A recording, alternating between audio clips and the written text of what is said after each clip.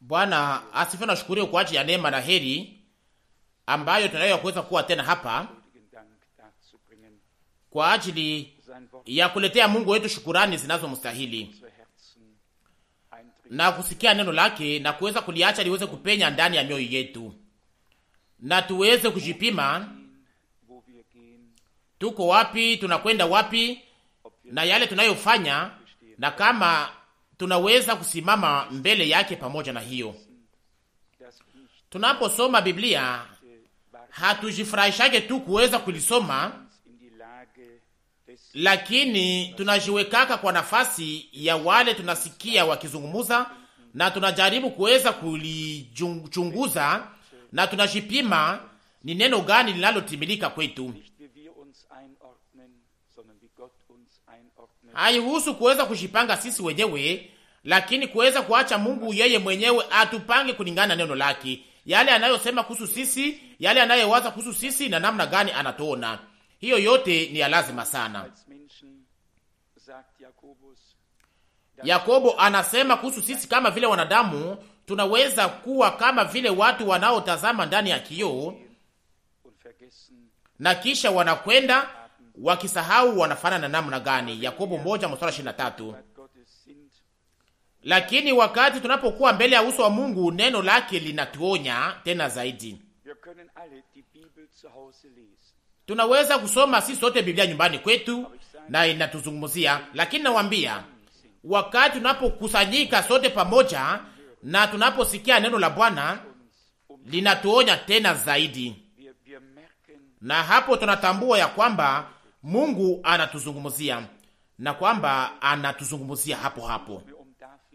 Na hapo sasa haiko tena Daudi, haiko tena Musa, haiko tena Isaya, haiko tena manabii wote ambao Mungu aliweza kuzungumzia na ambao aliweza kukamata kama vile mfano, lakini hapo hapo tunasikia ya kwamba nasi tuliweza kuonywa na kwamba tunahusika na kwamba ni sisi ndio Mungu anazungumzia katika wakati huo. Ndiyo, na kwamba anataka atuweke mbele ya uso wake.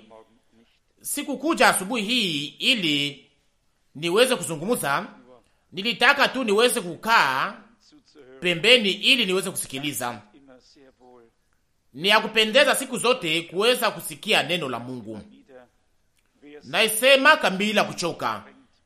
Inaomba kuweza kukosoa wale wote wanaojisikia kwamba wanapaswa kuhubiri, wale walio na hamu kubwa ya kuweza kutoa mafundisho kwa wengine au kuleta mafunzo kwa wengine. Inaomba kuweza kuwakosoa na kuwaonya. Watu hao hawajua wanataka nini, hawajua wanataka nini. Akose wanataka kuweza kuheshimiwa, wanataka kuweza kuwa kitu fulani, lakini hawajui. Usimamizi ni kubwa sana. Yakobo anaandika kwamba msiharakishe kuwa walimu, msiharakishe kufundisha, kwa maana mnajua kwamba tutapokea hukumu iliyo kali zaidi. Si vyepesi kuweza kutangaza neno la Mungu kweli kweli. Tuliweza kuimba vipande mbili vya kwanza vya nyimbo namba 223. Kipande cha kwanza na cha nne iliweza kuonyeshwa vizuri. Ndani ya kipande cha pili tunaweza kusoma ya kwamba wakati nilipoona Yesu msalabani ndani ya imani, moyo wangu ulifurahi kama vile ndani ya paradiso. Ni bahari gani ya wema iliyoweza kujaa moyo wangu? Machozi ya moto iliweza kumwangika kutoka macho yangu, inayochanganyika huzuni na furaha. Hayo mawili kuwa pale, huzuni ya kilindi kwa sababu ya yale ambayo tuliweza kufanya, na mbele ya uso wa Mungu tuliweza kuyaona na tukatambua hapo sasa furaha ya kilindi kwa yale ambayo Mungu anayofanya. Na hayo mawili yaweza kuacha tunabwanga machozi. Moja ni machozi ya mateso na ingine ni machozi ya furaha,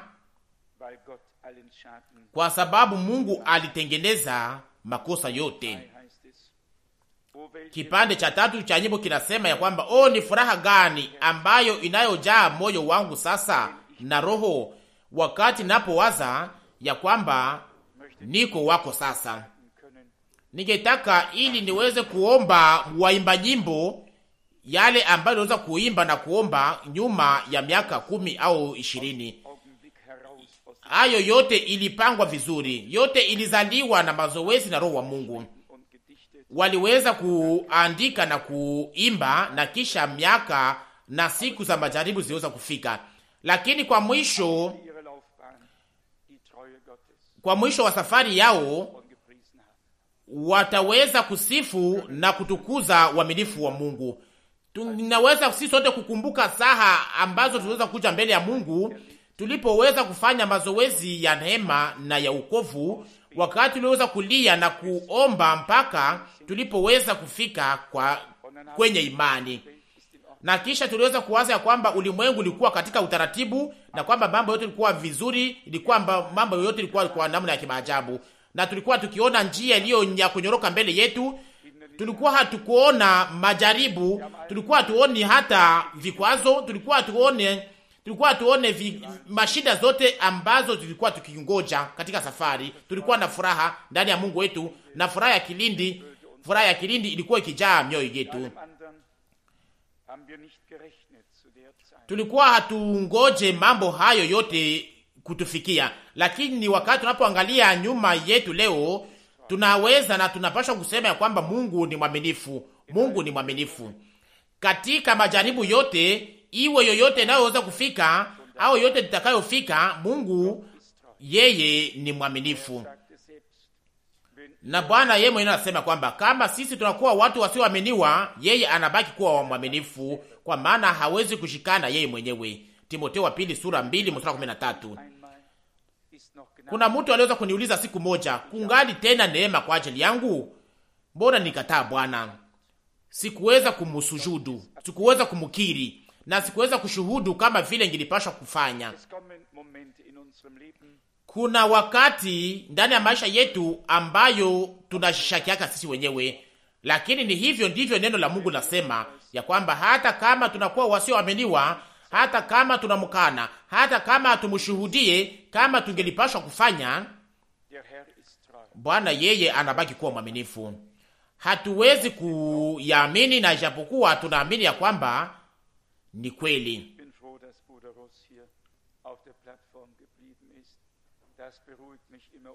Ninafurahi kwa sababu ndugu Rusi alibaki juu ya madhabahu. Hii inanifurahisha tena zaidi, na hapa sasa karibu naweza kukaa katika uaminifu wote. Nina kitu fulani cha kusema.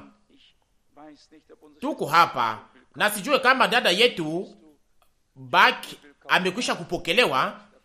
Ulishapokelewa hapa dada Bak? Nataka kufanya sasa hivyo leo. Nataka kuifanya leo. Simama dada Bak. Dada Bak alikuja, na naweza kusema kwa ajili ya upendo wa neno la Mungu. Alikuja kwa sababu ya upendo wa neno la Mungu. Hana wengine walio karibu yake, na si ndani ya imani tena, na ni hivyo alikuwa na hitaji ya kuweza kuwa hapa. Dada Bak, akose una mawazo fulani juu ya namna gani waamini wanapaswa kuwa. Ndiyo, naweza kukuambia asubuhi hii, nataka kuambia asubuhi ya kwamba watoto wa Mungu nao tu ni wanadamu. Watoto wa Mungu nao tu ni wanadamu. Utaweza kupata furaha na huzuni. Mara nyingi utaweza kueleweka na utaweza kushindwa kueleweka, utaweza kujaribiwa, lakini itakuwa ni majaribu ambazo tunapaswa sisi sote kuvuka. Tunashukuru Mungu kwa maana uliweza kumupatia mamlaka yeye na neno lake. Dada Bak alikuwa na nyumba kidogo yake ambayo aliweza kuacha au aliweza kuiuzisha. Sijui namna gani mambo yanaweza kufanyika, lakini hiyo haina faida. Lakini neno la Mungu na umoja pamoja na uamini iko zaidi kwa ajili yao, iko zaidi kwa ajili yake kuliko nyumba kwa ajili yake. Na yale ambayo ilikuwa amezoea ndani ya maisha yake yote, imeandikwa ya kwamba tutariti mara mbili kama tunaweza kuacha yote, nyumba, shamba na ingine yote. Mungu atatulipa hapa chini na tena upya huko ndani ya utukufu. Basi ujitayarishe kwa sababu watoto wa Mungu nao tu ni wanadamu wakiwa na kupanda na kushuka.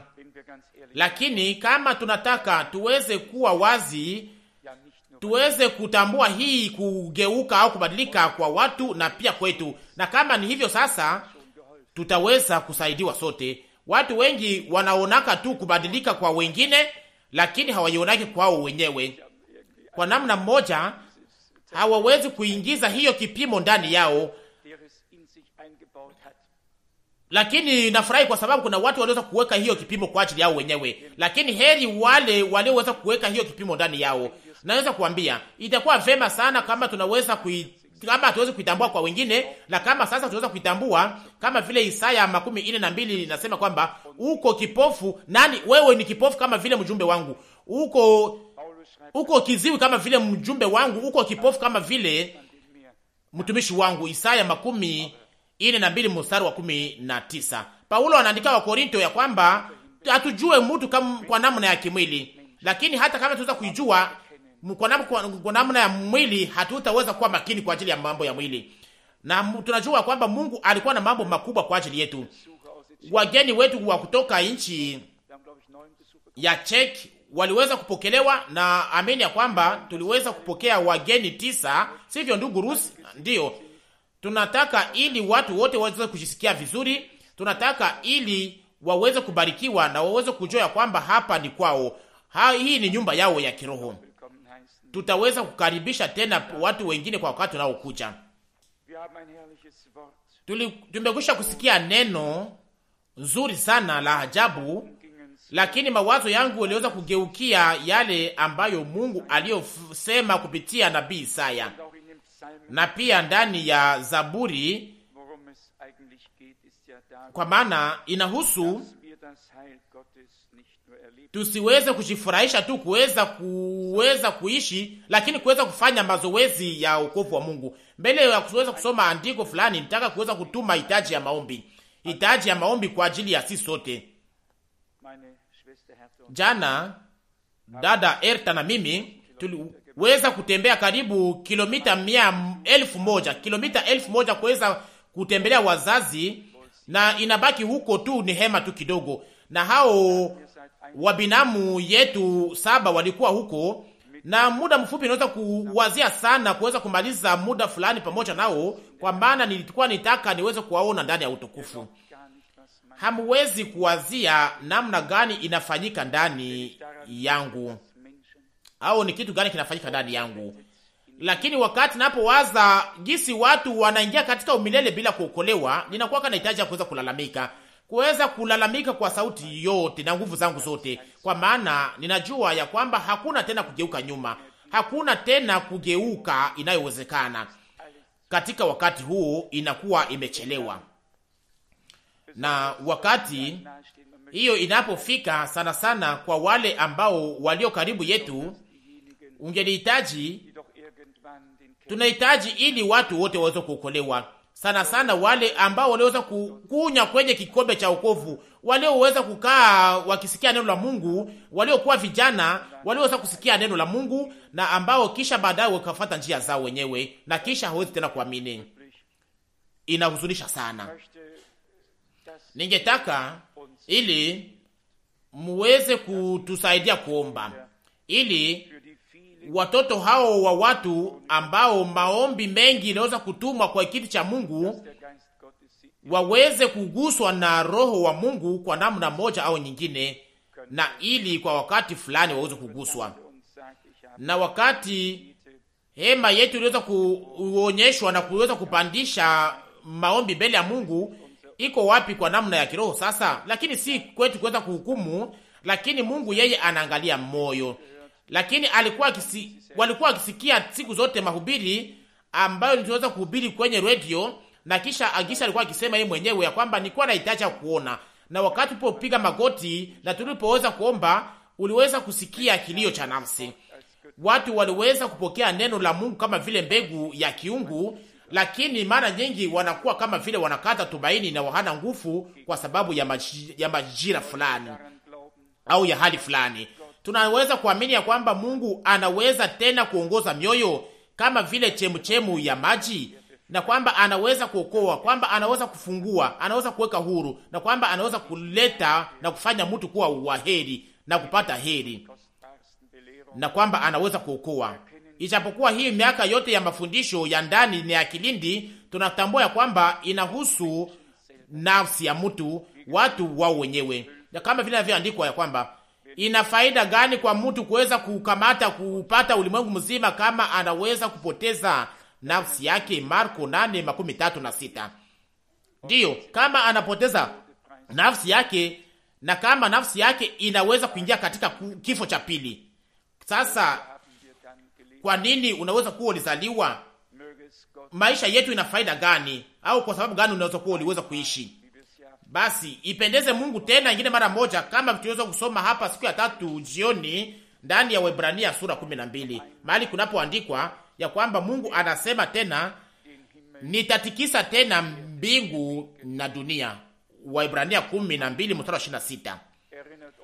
Na ingine mara moja tena inatukumbusha wakati Samsoni alipotamka, wakati adui zake walipomtoboa macho, walipofurahi, walipotoa sauti ya furaha na walipofanya karamu, kwa sababu walikuwa wamekwisha kushika huyo mtakatifu wa Bwana.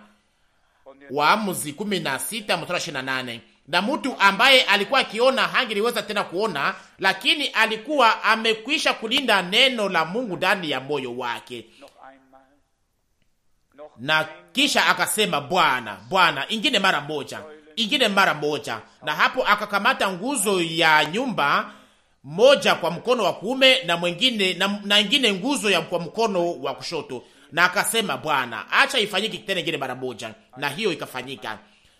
Mtu mmoja aliweza kuangusha nyumba kubwa, na hiyo inamaanisha kwamba aliweza kuleta mabomoko mengi. Ni kusema inamaanisha kwamba aleta shida nyingi katika hiyo kufa kuliko yale ambayo aliweza kufanyia ndani ya maisha yake. Sisi tuko hapa katika Agano Jipya, hataki kuweza kuleta shida, lakini tunataka tu ili shida ziweze kufanyika kwa wale, ili nao waweze kurudi kwa Bwana. Sasa tunaweza kusema nini ila kuweza kuona Mungu, na tuweze kuona Mungu akipokea yale yanayompendeza na mapenzi yake yaweze kufanyika, na salama iweze kusambazwa kama vile mto, kama vile maji ya mtoni. Nabii Isaya anasema pia kwa wakati fulani, Isaya 48:18, kama ungeweza kuwa makini kwa maneno yangu, kwa maagizo zangu, na hapo sasa laiti ungelisikiliza maagizo yangu, ndipo salama yako ingelikuwa kama mto ya bahari au kama mawimbi ya bahari. Tushakosema hapa Mungu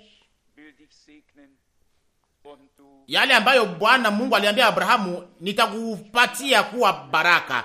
Mwanzo 12:2.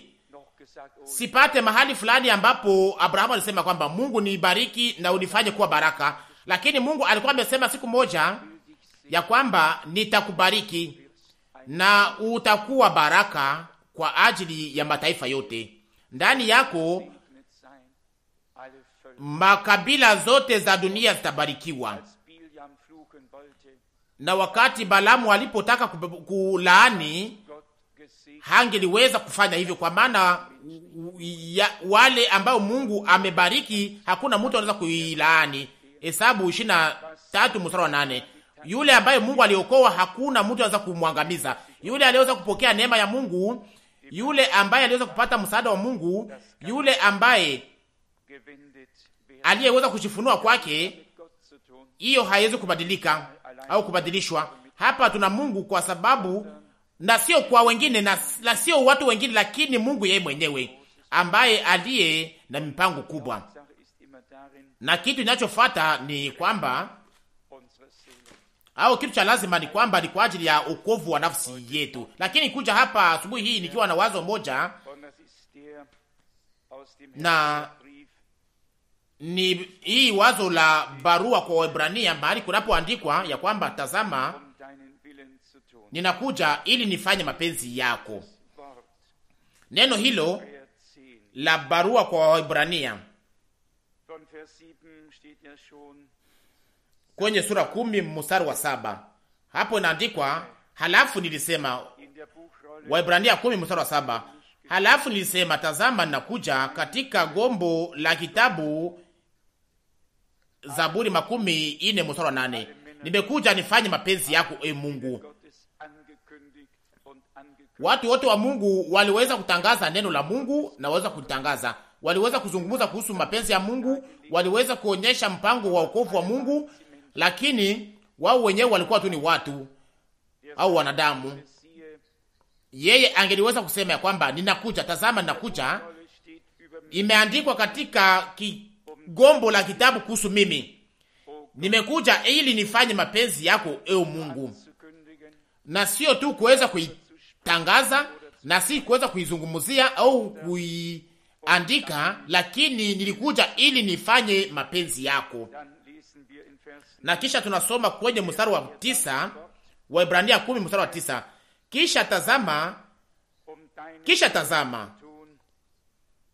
tazama nimekuja nifanye mapenzi yako. Anaondoa la kwanza kusudi asimamishe la pili.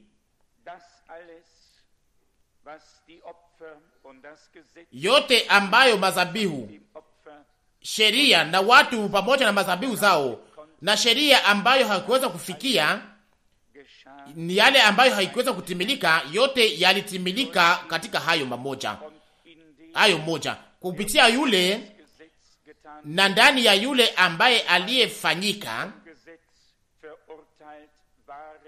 aliyewekwa chini ya sheria, ili aweze kukomboa wale wote waliokuwa wamehukumiwa na sheria, ili aweze kutimiza agizo zote za Mungu. Hiyo ni mapenzi ya Mungu katika mambo yote. Na kwa sababu ya hiyo na kupitia hiyo, wewe na mimi tulisaidiwa. Ya kwanza ilitoshwa ili ya pili iweze kuwekwa kama vile ya kusimama imara. Waebrania 10 mstari wa 5. Kwa sababu hii hukutaka zabihu na sadaka lakini mwili uliniwekea. Na katika mwili huo wa nyama ambao shetani aliweza kujaribu na kupima na kujaribu, na imeandikwa ya kwamba alijaribiwa katika mambo yote kama vile sisi, lakini alibaki bila dhambi, ili aweze kuwa kuhani mkuu mwaminifu, kuhani mkubwa mwaminifu. Yeye msafi na mtakatifu alikamata nafasi yetu, alikamata juu yake hukumu yetu ambayo tulioweza kutayarishiwa kwa ajili ya kupitia sheria. Akaingia kupitia sheria, akapasua barua ya kutustaki na akamwanga damu ya agano jipya kwa ajili ya kutupatanisha na yeye mwenyewe kupitia Mungu au pamoja na Mungu. Alitoa ya kwanza, alitoa hukumu yote na kisha akasimamisha ya pili, ni kusema ya kiungu, agano jipya kama vile inayokubalika. Tazama yale yanaandikwa hapa katika Waebrania 10 mstari wa 9. Kisha tazama nimekuja kufanya mapenzi yako. Ameondoa la kwanza kusudi asimamishe la pili. Hawezi kukubali mawili, hawezi kukubali mambo mawili, hawezi kusimamisha mambo mawili pamoja. Kuhesabiwa haki na kisha hukumu, hapana, haiwezi kuwa pale. Na wakati tunapokamata msimamo wetu katika imani na tunapokuwa tumetambua ya kwamba hukumu yangu iliwekwa juu yake ili niweze kuwa na salama, na kupitia kuumizwa kwake nilipona, na hapo sasa ya kwanza ilikuwa imemalizika. Isaya 53 mstari wa 5. Hapo sasa imekwisha kupita. mpya ilifanyika kupitia Mungu ndani ya Kristo, akaonekana kama vile wa kweli. Ya kwanza iliyopita ilimalizika, haikubalike tena. Hatuwezi kwa upande mmoja kuweza kuacha uadui kuweza kuamka na kisha tuweze kuacha msalaba isimame. Lakini kama msalaba imeingizwa ndani ya maisha yako, na hapo sasa barua ya kustaki iliweza kupasuliwa, na hapo sasa shida yako mbele ya Mungu ilimalizika, na hakuna kitu cha kulipa, na yeye mwenyewe alishitoa yeye mwenyewe kwa kumaliza, kama vile andikwa hapa. Nasoma mstari wa 10 yote kwa ujumla, Waebrania 10 mstari wa 10. Katika mapenzi haya tumepata utakaso kwa kutolewa mwili wa Yesu Kristo mara moja tu. Na hii ni kitendo cha wokovu iliyotimilika. Hii ni kazi iliyomalizika. Hii ni kazi ya wokovu ambayo Mungu aliweza kutuweka ndani kwa neema, ili kusiwe mtu ambaye anayeweza kujisifu na kusema kwamba niliweza, nilifanya hiki, nilifanya kile. Hapana, lakini ni Mungu ndiye alifanya hivyo. Aliumba yote, alisema kwa sauti kubwa, yote imekwisha. Yohana 19. Na mimi naiamini, kwa maana ni hivyo ndivyo alivyotangaza hivyo kwenye msalaba. Haikukuwa hiyo maneno ya mahubiri hapa na huko, hapana, lakini ilikuwa hapo msalabani. Na hapo sasa damu ikamwangika na upatanisho ikafanyika. Ni hapo ndipo alisema kwa sauti kubwa ya kwamba yote imekwisha. Nasi tunayamini kwa moyo wetu wote, na ni katika imani, katika hiyo kuhesabiwa haki ya kweli ya Mungu ndiyo iliyoweza kufanyika hapo msalabani wa Golgotha. Na kama sivyo, tutaweza kutafuta maisha yetu yote kuweza kujitafutia haki sisi wenyewe, na hatutaweza kuhesabiwa haki hata kwa mwisho. Kuna haki ya Mungu, na Paulo anaizungumza pia, ili tuweze kuwa ndani yake kuwa haki ya Mungu. Wakorintho wa pili sura 5 mstari 21. Na sio tu kuweza kuhesabiwa haki, lakini kugeuka kuwa haki ya Mungu. Na hivyo ndivyo Mungu alitayarisha. Yeye ndiye aliyefanya hivyo. Ndani ya Zaburi 40 maneno haya kwa namna ya kiunabii iliandikwa hapa, kwanza mstari wa 7. Zaburi 40 mstari wa 7. Sadaka ya kuteketezwa na sadaka ya dhambi hukutaka, lakini nilisema tazama nimekuja. Zabihu ya sadaka ya kuteketezwa nazo umefungua masikio yangu. Mstari wa 6 Kiswahili. Sadaka za kuteketezwa na sadaka ya dhambi hukutaka. Mstari wa 7 sasa. Halafu nilisema tazama nimekuja, katika kitabu au katika gombo la kitabu nimeandikwa. Hapa inahusu matamshi ya kwamba kufanya mapenzi yako o Mungu. Mapenzi yako, hiyo ndio mapenzi ya Mungu. Yusema mstari wa 9, kufanya mapenzi yake ya Mungu ndio mapenzi ya ndio hitaji yake. Mstari wa 9. Hapo Gethsemane alisema kwamba mapenzi yangu yasifanyike, lakini mapenzi yako ndio yafanyike. Luka 22 mstari wa 42. Alitaka ili kikombe hicho kiweze kumwacha na kumpitia mbali, lakini wewe na mimi tungepata hiyo kitabu hiyo kikombe hicho samani. Na hapo sasa tungelipasha kupata hiyo kifo cha pili, na tungeliweza kupata uzima wa milele au kupata upatanisho au neema, na tungeliweza kugeuka kuwa wavulana wasichana wa Mungu. Mstari wa 9 Zaburi 40. Kufanya mapenzi yako e Mungu. Ndiyo inaandikwa kuhusu Bwana wetu na Mwokozi wetu. Na hapo sasa unaweza kuuliza sasa kulikuwa na mapenzi gani ilikuwa juu yake iliweza kumfurahisha? Lakini alienda Gethsemane, Golgotha, na kisha aliweza kukamata msalaba, akachukua msalaba. Lakini naandikwa ndani ya Waebrania 12 mstari wa 2, kwa sababu ya malipo ya furaha aliyokuwa nayo alivumilia mateso na kifo. Waebrania 12 mstari wa 2 akasema kwamba tazama mimi hapa na wale ambao ulionipa. Mimi na wale ulionipa. Alifanya ndani yake yale ambayo ingepaswa kutokea. Ni kusema kanisa. kusema wale walipasha kukombolewa, wale ambao wangepasha kupata neema mbele ya Mungu.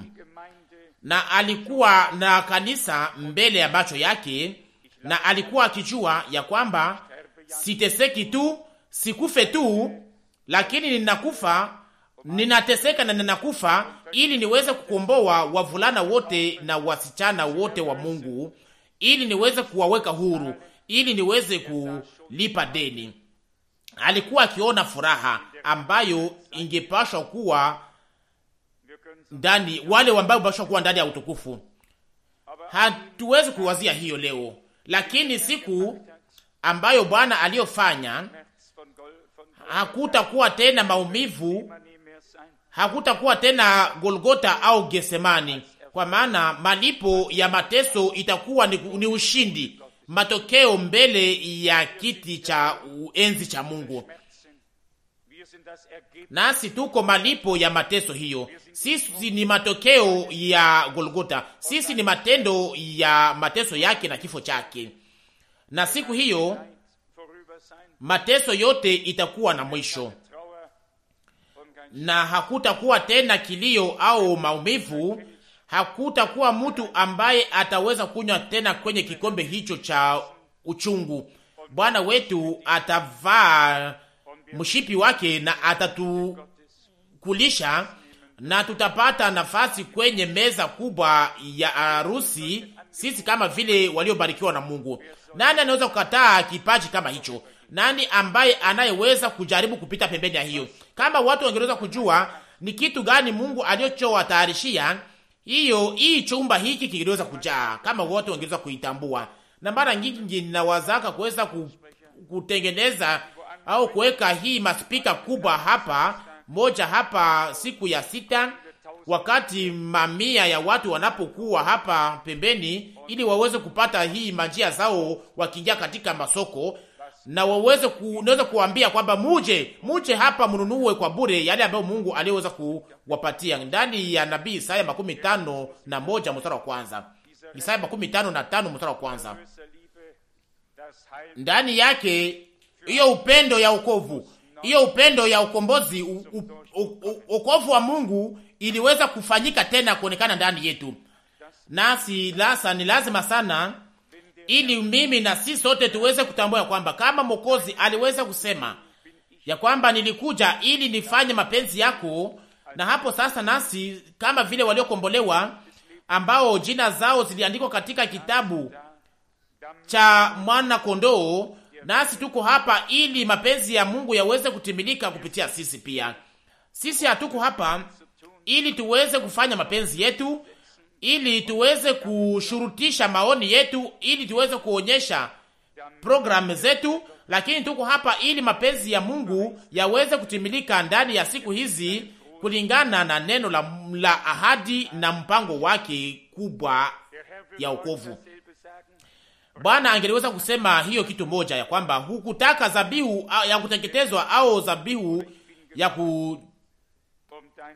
ya sadaka, lakini nilikuja ili niweze kufanya mapenzi yako, o Mungu. Tuko hapa ili Mungu aweze kutusaidia.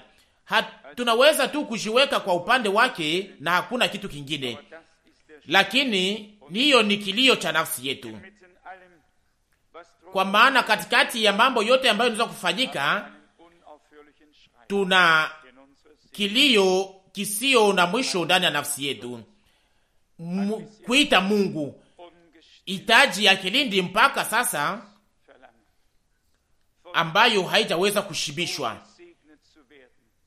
ya kuweza kubarikiwa na Mungu kwa kiwango ambayo tunaweza kuwa baraka, ili neno la Mungu liweze kushuhudiwa wazi wazi ndani yetu, na kisha kupitia sisi kwanza, ndani yetu kwanza, na kupitia sisi sasa. Hiyo ndiyo njia ya Mungu. Mbele Mungu aweze kushuhudia neno la Mungu kupitia sisi na kuweza kututumikisha. Kufanya hivyo, anapasha kwanza aweze kulitimiza ndani yetu kama vile kweli. Na sasa ningetaka niweze kusema na kusoma hii neno la nabii Isaya inayozungumza kuhusu wokovu na salama. Isaya 52 neno linalojulikana vizuri kwenye mstari wa 7.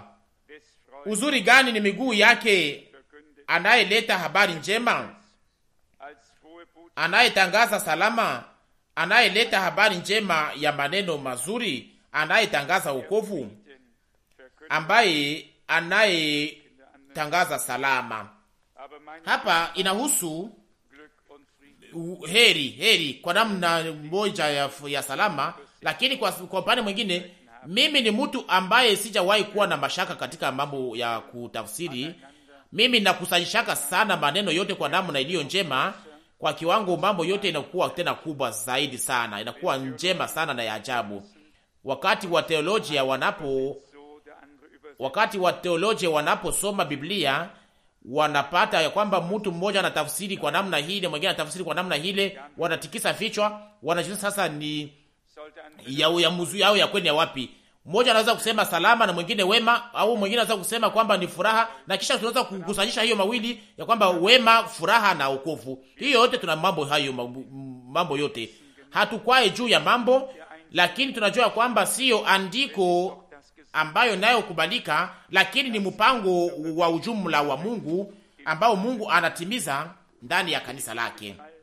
Ndani ya hali yote tuna salama iliyotangazwa hapa. Isaya 54 kwenye mstari wa 10, 54 Isaya mstari wa 10.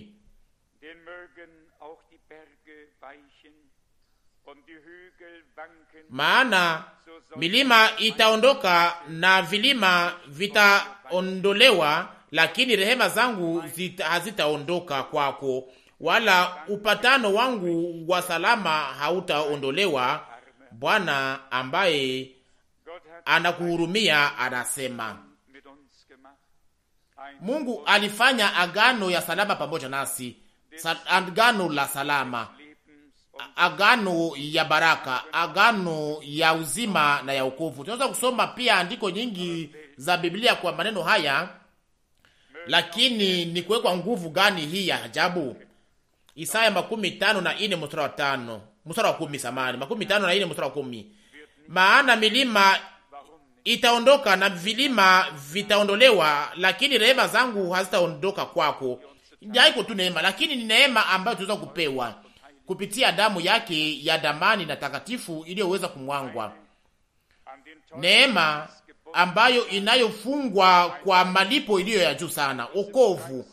Okovu inayoambatanishwa na hiyo malipo kwa damu ya damani ndiyo mwangwa ya mwana kondoo.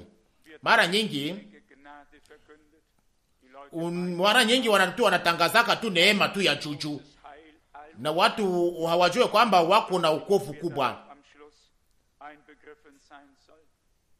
na kisha hawaulize nani ambacho kuingizwa ndani kwa mwisho. Lakini hii atembee vile. Lakini neema ya Mungu, salama ya Mungu, wokovu wa Mungu, yote ambayo Mungu aliyotupatia ndani ya agano jipya, yote inafungwa kwa damu iliyomwangika kwa ajili yetu hapo msalabani wa Golgotha. Hapo Golgotha, bila damu iliyomwangika hakungeliweza kuwa neema iliyoweza kutimilika, hakungeliweza kuwa salama ya kweli, hakungeliweza kuwa kitu. Yesu alisema, hii ni agano jipya ndani ya damu yangu. Lakini chini ya damu kuna salama, kuna wokovu, msamaha, neema, kuna uzima mpya pamoja na Mungu. Hayo yote ni kwa sababu Kristo alikufa kwa ajili yetu hapo msalabani. Neema, wokovu, baraka, uzima wa milele, yote inafungwa kwa yale ambayo yaliyofanyika kwa ajili yetu hapo Golgotha. Ni kuna andiko ingine ambayo ningeiweza kusoma, Isaya 57 mstari wa 18. Isaya 57 mstari wa 8. Nimeona njia zake, nami nitamponyesha, nami nitamuongoza, na nitamrudishia faraja zake yeye na wale ambao wanamlilia. Mstari wa 19 sasa, mimi nitaumba matunda ya midomo yake, salama salama kwake yeye aliye mbali na kwake yeye aliye karibu, Bwana anasema, na nitamponyesha. Tungeliweza kukamata neno hili katika Agano Jipya, mahali ambapo Paulo aliweza kulisema tena na kuweza kulionyesha kwa marefu.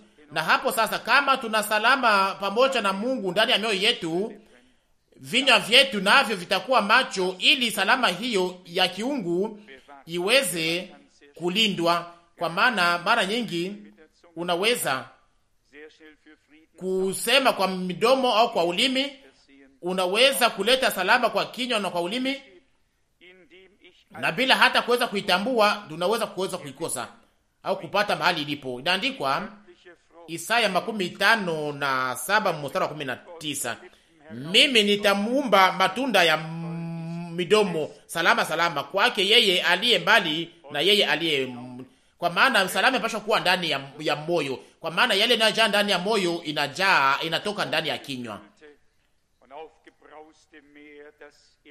Hata weza kushangazwa kama salama za kutoka katika midomo yetu. Na hapo sasa, kama unaweza kukosa hiyo mambo yote inaweza kuwa kama vile ya kushangaza, na kutakuwa mivurugo inatokea pale. Na hata kama tunanyamaza, salama ya Mungu na roho ya Mungu vinatukubalisha, na tunakuwa kimya, na tuna salama ya Mungu inayovuka hata hekima, akili yote ya kimutu. Na hapo sasa inakuwa juu yetu na inatujaa. Na kisha sasa matunda ya Roho ambayo iliyo tena juu ya salama inabubujika ndani ya mioyo yetu, na tunasikia pia ndani ya midomo yetu na maneno yetu, na maneno yetu inakuwa ya kusikilikana na inakuwa ya faida kwa wale wote wanaofanya mazoezi hiyo kwa neema. Mnajua nyote, andiko nyingine zote ingekuwa vema tena na nzuri sana kama tungeliweza tu kujua andiko tu za Biblia, kama hatuwezi tu kujifurahisha tu kuweza kuzisoma na kuweza kuzisikiliza, lakini kama tunaweza kusema, Bwana, maneno haya yalitimilika ndani ya maisha yangu kwa neema, na sio kwamba uliweza kupanga mambo au uliweza kushika hali. Hakuna kuleta mawazo, hakuna mtu anaweza kuongoza hali na kuweza kutawala hali, lakini ni hali ndiyo inatushika kwenye mkono. Lakini heri yule mtu anayeweza kujiweka chini ya yule anayeweza kuongoza hali, na ni Bwana aliye tayari ili aweze kujiweka pale kwa Bwana kwa kiwango ambayo upepo na zoruba zinaweza kunyamaza, na mpaka wakati zoruba inapaswa kunyamaza, na hapo sasa salama nayo inaonekana, kuna kuwa ukimya. Na sio sisi ambao tulio na mambo hivyo kwa namna hii ndani ya mikono yetu. Mara nyingi mambo yanatushika kwenye mikono, lakini kama tunajitakasia kwa ujao kwa Bwana na tuseme, Bwana nikamate kama vile nilivyo, na hapo sasa anatusaidia sisi, na yote inayotuhusu anatuweka katika mikono yake, na hapo sasa hakuna kitu ambacho kishaka mupita pembeni au kilichomshinda. Yeye ni Bwana wa hali yote. Alikuwa akijua namna gani ya kutenda pia hata ndani ya kifo. Aiandikwe tu, lakini yeye ni mshauri. Haiko tu mshauri, lakini yeye ni mshauri. Haiko tu nguvu, lakini yeye ni nguvu. Yeye ni mwenye nguvu. Yeye ni mwenye nguvu. Yeye yote aliyesema inapaswa kuwa hivyo. Na yeye ndiye ambaye neno lake liliweza kushuhudiwa mbele. Na yeye anataka ili aweze kuua yote kwa ajili yetu, na anataka kuwa ndani ya wote. Nilikuja kufanya mapenzi yako, o Mungu. Alivunja ya kwanza, aliondosha ya kwanza ili aweze kusimamisha ya pili. Hauko tena mwenye dhambi aliyehukumiwa, lakini wewe ni mwana wa Mungu uliyehesabiwa haki. Unaweza kuwa tu moja ya hayo mawili, hawezi kuwa hayo mawili kwa bara moja, lakini tuamini leo ya kwamba hayo yalifanyika hapo Golgotha. Na hivyo kama vile Yesu Kristo alikamata nafasi yangu na nafasi yako, alichukua makosa yangu na makosa yako, alichukua hukumu yangu na hukumu yako, na kifo chako na kifo changu, na hivyo hivyo nayo yalifanyika.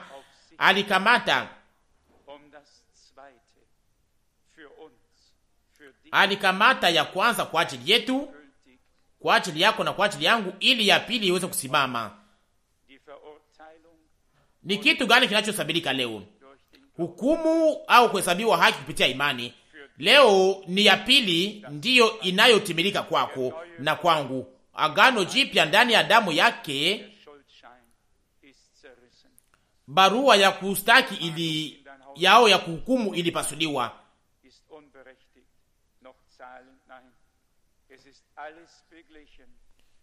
Kustakiwa yote ambayo adui analeta kwa nyumba yako haina haki, haiwezi kuwa tena. Yote shaka tengenezwa, yote shaka malizika. Barua ya kuhukumu yao ya kustaki shaka pasuliwa milele na milele. Nasi tunashukuru milele na milele. Tunashukuru Mungu kwa ajili ya neno lake, kwa ajili ya neema yake, kwa ajili ya wokovu wake, na ameweza kuweka ndani ya mioyo yetu. Tusiweze kuwazia sisi wenyewe ya kwamba mwanadamu, mbona wanadamu wanafuata njia zao wenyewe. Hapana, lakini tuacha huzuni akili iweze kuingia ndani ya mioyo yetu, kama vile ilivyoingia ndani ya Bwana wetu wakati alipoona Yerusalema na alipolia, alipoingia katika alipopanda kwenye mlima wa Mizeituni kwenye Luka sura 19:41. Kuwe huzuni ya kilindi na ya kweli, akalia. Wakati alipoona mji akaulilia. Basi acha hiyo huzuni na huruma hiyo iweze kutushika sisi sote, ili tusiweze kujiweka juu ya wengine, lakini tuweze kujiweka kwa kiwango kimoja, ili tusiweze kuzungumuza,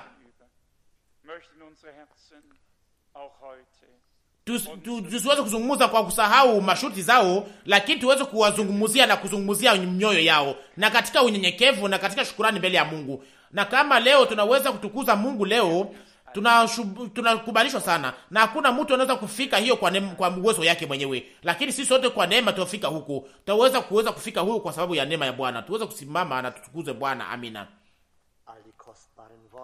Bwana asifiwe na shukuriwe kwa ajili ya neno lake la damani ambayo tumekwisha kusikia tena ndani yetu kupitia neema yake.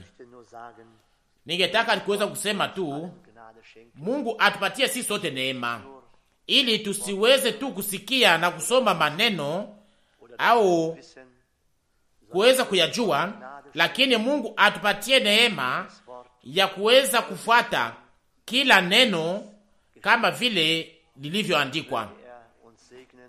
Atubariki. Tunataka tena tuweze kumwabudu sasa na kuweza kumupatia utukufu. Tusimame kwa ajili ya maombi. Tunakushukuru ingine pamoja, si sote pamoja asubuhi hii, na kwa ajili ya neno lako, kwa ajili ya neno lako, ujumbe wako. Tunakushukuru o Mungu, liko nguvu sana kwa ajili yetu ndani ya siku zetu, na kwa sababu haukuweza kutunyang'anya neema yako, lakini uliweza kusimamisha agano lako, na agano lako linadumu milele. Haleluya! Na ndio maana tunakusifu na tunakushukuru na tunakuabudu o Bwana, na tunakuomba uendelee kuwa pamoja na sisi na pamoja na taifa lako lote. Endelea kutusaidia Bwana. Tunangoja Bwana kuonekana kwako iliyo karibu hapa Bwana, na tunajua Bwana ya kwamba wakati kuja kwako ni karibu Bwana. Tutayarishe Bwana kwa ajili ya kuja kwako na kwa ajili ya umilele. Haleluya! Usifiwe na kushukuriwa katika jina la Yesu. Amina.